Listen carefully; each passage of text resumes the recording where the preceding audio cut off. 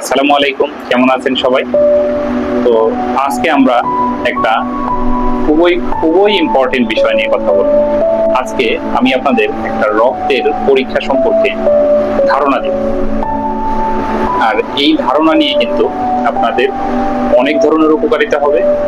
তো তখন আপনাদের অনেক সময় আপনারা ডাক্তারের প্রতি খুবই বিরক্ত হন যে ডাক্তার শুধু পরীক্ষা নিরীক্ষা দেয়।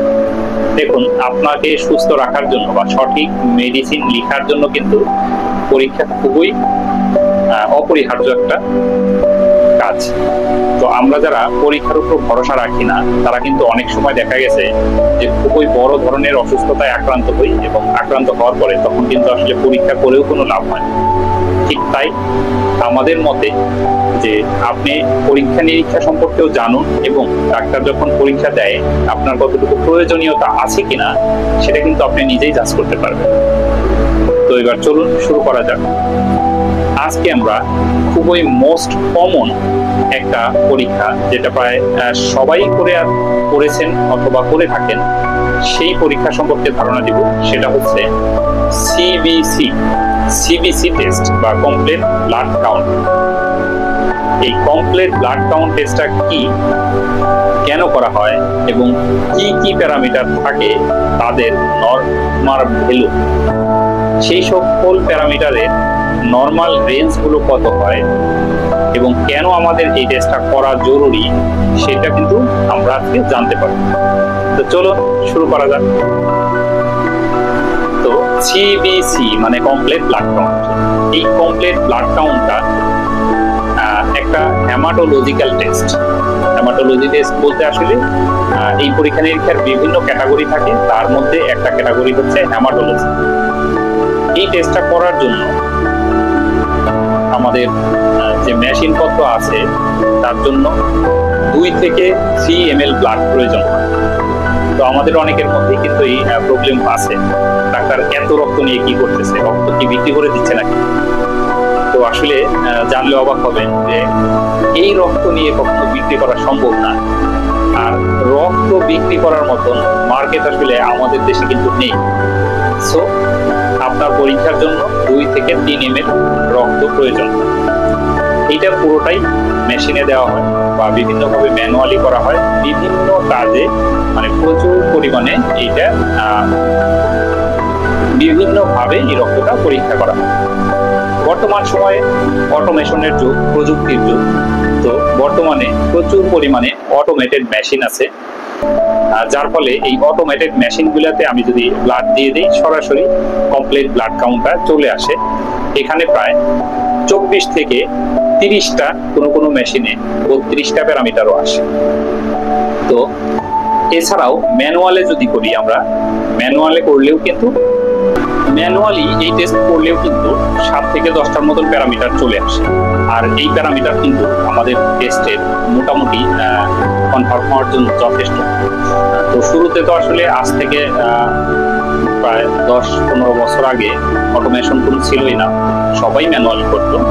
এবং এখন পর্যন্ত গভর্নমেন্টের নির্দেশনা অনুযায়ী আপনাকে কিন্তু ম্যানুয়াল ইকুইপমেন্টগুলো থাকতে হবে, মানে আপনি ম্যানুয়াল কিন্তু টেস্ট করতে হবে বা এই ম্যানুয়াল করা জানতে হবে। আপনি কিন্তু পড়াশোনার ক্ষেত্রে কিন্তু আমরা সবাই এই ম্যানুয়াল টেস্ট কিভাবে করে সেটাই কিন্তু আমরা পড়াশোনায় করতে হয়। অটোমেশন কিভাবে চলে সেটা কিন্তু বইতে আমাদের পড়তে হয়। তো যার ফলে আমাদের এই ম্যানুয়ালটাও কিন্তু আপনি অনস্বীকার্য না, বা এটা প্রয়োজনীয়। তো এইবার আসি, এই টেস্টটা কেন করা প্রয়োজন। তো এই টেস্টটা একটা কমন হেমাটোলজিক্যাল টেস্ট। এইটা কিন্তু কোনো স্পেসিফিক টেস্ট না, নন স্পেসিফিক টেস্ট। তো কেন স্পেসিফিক টেস্ট না, মানে এই টেস্ট করে নির্দিষ্ট কোনো রোগ নির্ণয় করা যায় না। যদি আমি একটা এক্সাম্পল দিই, ব্লাড সুগারের যে টেস্টগুলো আপনার আরবিএস, এফবিএস বা ওজিডিটি, এই ব্লাড সুগারের টেস্ট করে যদি ব্লাড সুগার বেশি থাকে তাহলে কিন্তু আপনি জানতে পারলেন যে আপনার ডায়াবেটিস আছে। ঠিক আপনার যদি ক্রিয়েটিনিন, যেটাকে বলি আমরা কিডনির টেস্ট, তো এই কিডনির টেস্ট ক্রিয়েটিনিন যদি বেশি থাকে তাহলে কিন্তু আপনি বুঝতে পারলেন যে আপনার কিডনি রোগ আছে। ঠিক এইভাবে এই সিবিসি করলে আপনি স্পেসিফিকলি জানতে পারবেন না যে আপনার কি রোগ আছে, কিন্তু এই সিবিসি কেন করা প্রয়োজন? আপনার শরীরে কি অনেক ধরনের প্রবলেম দেখা যাচ্ছে, কিন্তু সঠিকভাবে ডাক্তার বুঝতে পারতেছে না যে অ্যাকচুয়ালি আপনার কি প্রবলেম হচ্ছে। তো যদি আপনাকে শুধু ক্রিয়েটিনিন টেস্ট দিল, দেখা গেল যে না, আপনার তো কিডনির সমস্যা নাই। আবার দেখা গেল যে শুধু আপনাকে আরবিএস টেস্ট দিল, তাতেও আপনার প্রবলেম বের হলো না।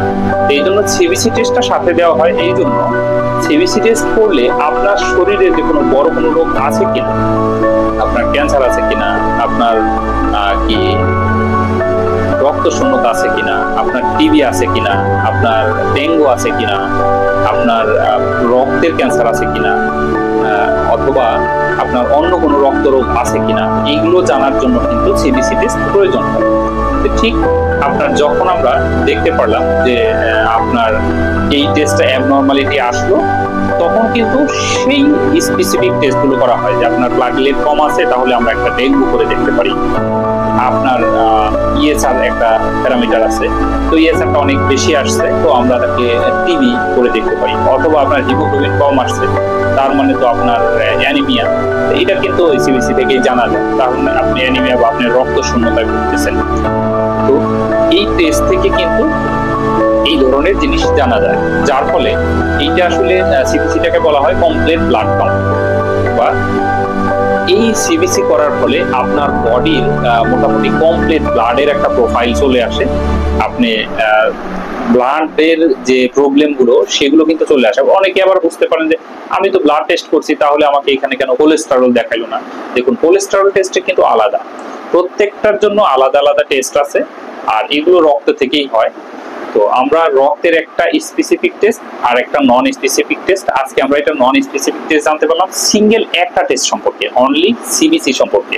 তো এই সিবিসি সম্পর্কে বিস্তারিত জানার জন্য আসলে একটা ভিডিওতে কমপ্লিট করলে আপনারা বোরিং হয়ে যাবেন, এবং এটা অনেক সময় লাগবে, ধরে ধরে শেষ করতে। তো আমরা সিবিসির অন্য দ্বিতীয় ভিডিওতে আরো একটু ধারণা দেওয়ার চেষ্টা করব যে কি কি প্যারামিটার এই সিবিসিতে থাকে এবং কোন প্যারামিটারে কি ধরনের রোগ ইন্ডিকেট করে বা কি ধরনের ডিজিজ ইন্ডিকেট করে। তো ধন্যবাদ সবাইকে, ভালো থাকবেন, সুস্থ থাকবেন, মেডিকেল বিডির সঙ্গেই থাকবেন।